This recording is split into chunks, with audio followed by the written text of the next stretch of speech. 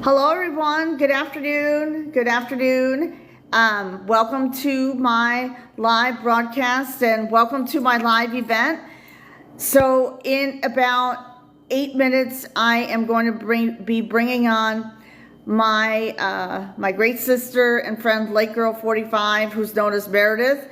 And she is going to be sharing her story and her journey of how she overcame domestic violence. So if you are watching this live right now, please tap on the screen. Please tap on the screen, everyone, and please share the live out. And when we tap the screen and share the live out, we get more people in here. So let me know where you are tuning in from, Lady Noah, and I hope that you are all, doing well after this hurricane that we had in Florida. So I'm located in Stuart, Florida, and we did not get hit. We got hit with a lot of rain and wind, but not the impact that the Gulf Coast experienced. So my prayers and thoughts go out to the good people out in on the Gulf Coast of Florida, Central Florida. I live on the southeast part of Florida. So welcome in, everyone. Please tap on that screen and share the live out so we can get people in here. And thank you for joining me today. So I have a podcast. So my podcast is Let's Break the Silence with Angeline. And my podcast is all about empowering women to share their real life stories of overcoming domestic violence and trauma and helping them have a voice, because we all have a voice and our voices must be heard. There is power in sharing your story. So if you are new here and would like to check out my content, check out my podcast, please go to the link in my bio. It's letsbreakthesilence.com. And when you click on that, you will see the tab there that says podcast. Click on that. And I am on Spotify, Google, Apple, iHeartRadio, and my YouTube channel. Hi, Cantina. Welcome in. Welcome in, everyone. Welcome in, everyone. So Lake Girl is going to be here in about 5 minutes. So in the meantime, as you're coming into the chat, please let me know, where are you tuning in from? Where are you live streaming from, if that makes sense, okay? Is anyone here from Florida? Is anyone here from, because the great thing about TikTok is that, hi Maggie, how are you? How are you? How are you? How are you? So, anyways, yes. So hi Liz. Hi Liz. How are you? Now we got more people. And please don't forget to drop a heart me, because you will be in my inner circle. So where is everyone? Hi. Hey JJ, how are you? Hello Queen. Hi Lizzie. How are you? Thank you for the heart me. Please don't forget to drop a heart me, because you're a part of my inner circle. Thank you for the gift. JJ and Maggie, thank you so much. Thank you so much. Thank you so much. Gifts are very much appreciated. Thank you. Because we support our creators. So, yes. So, I'm very excited to have Meredith here. She will be here in about 4 minutes. So, I know Lake Girl will be a minute. Okay, that's fine. Got it. Got it. Okay, I totally get that, JJ. No problem. And thank you for sharing that. Okay, thank you for letting me know. So where is everyone live streaming from? And thank you for liking the live. Keep tapping the screen, because the more we tap the screen, the more the live goes out to the FYP. So thank you for liking the live, Liz. Thank you. Hi, Jenny. Welcome.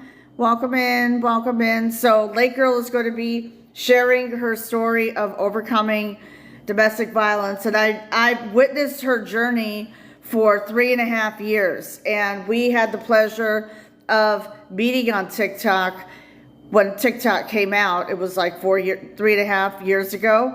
And I saw her in a live. I saw her on the FYP. And we became great friends. And, there she is. There she is. There she is. There she is. She's liking the live. See, she knows. She knows. So I'm just telling everyone that we've been friends for, oh, I got 2 fragments. Well, that's good. Okay. So Lake Girl, are you ready to come on? I have to send you an invite. So let me do that. Okay. Let me see. Bear with me, guys. Bear with me. Bear with me, everyone. Here she is. Okay. All right. I sent the invitation. And then what I have to do is, there she is. And then you got to press multi-guest. Yeah, you got to press the expand on the multi-guest. Got it. Okay. How are you doing? Doing okay. I mean, Trixie, I let her out before the live, because yeah, that's what JJ so that was we saying. Wouldn't have any interruptions with her barking or something. Let me out now. Oh no! Oh, I totally get it. Oh no! No! What did I do? Oh no! You turned my camera off. Oh geez, I'm sorry. The multi-guest button. There will be 3 slots, and you can choose the one in the middle. Okay. Because let me just. It'll say grid. Okay. Oh, here we go. Now I get it. Switch to grid layout. Okay. See. There you go. But now you're gone. Did you flip your camera? I did. So I gotta flip my camera back. I'm sorry, guys. Sorry, everyone. That's okay. That's what I'm here for. I'm also a creative network manager. So with Infinitum here on TikTok. So that's my specialty, is teaching people how to work live streams. How are you, McBucket? Oh, thank you so much. Yeah, thank you so much. It's so great to have you here.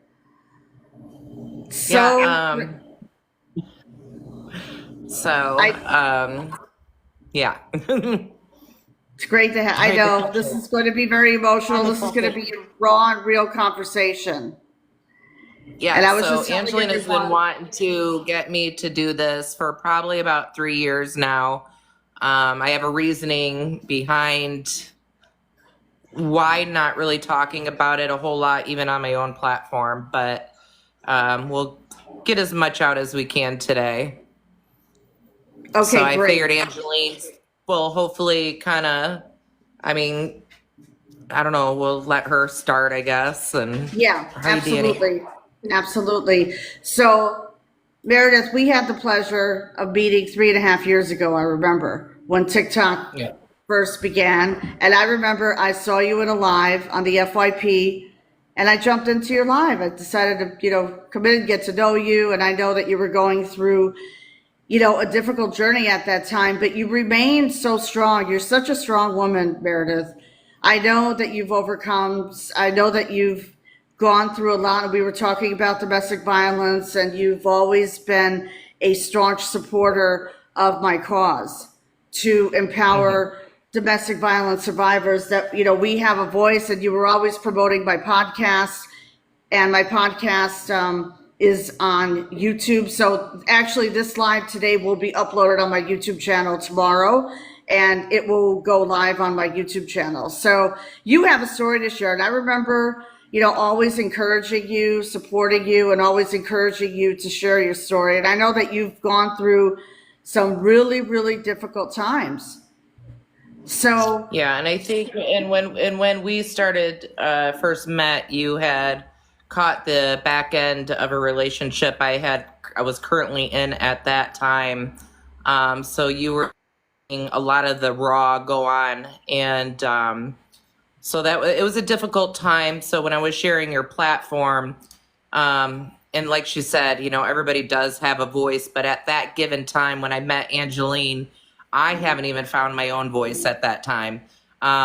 So I was sharing a lot of her stories in her podcast in hopes that one day I would find my voice so I could maybe help another woman. And the reason why I haven't really spoke a whole lot about it even on my own platform is because a lot of people don't really understand domestic violence, because the one question you commonly hear when it comes to domestic violence and why someone stayed as long as they did is, well, why did you stay? And that's the common question a lot of people say, well, just leave, just leave. So there's a lot of criticism that comes with it. And I think that's, for people that are watching, if you know somebody that is going through it, we need to start being a little more open-minded about what they're really going through, because I'm a person that has gone through it.